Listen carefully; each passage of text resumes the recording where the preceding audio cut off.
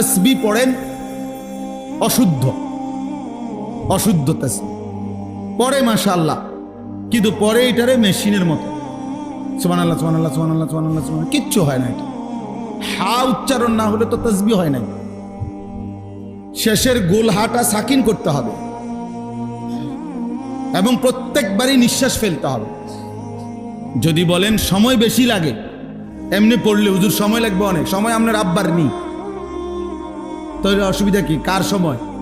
তো আল্লাহর সময় আল্লাহর জন্য ব্যয় হইলে আপনার সমস্যা কি? সময় যদি আপনার বাপের সম্পত্তি হইতো তাইলে না আপনি আটকায় রাখতেন। সময় আমার, বলেন আমাদের হায়াত আমার, সময় আমার। তো যার দেওয়া সময় তার জন্য বেশি ব্যয় হবে, অসুবিধা কোথায়? তাইলে আল্লাহ যা আপনারা আমার সময় হায়াত দিছেন, এটাই তো শুকর।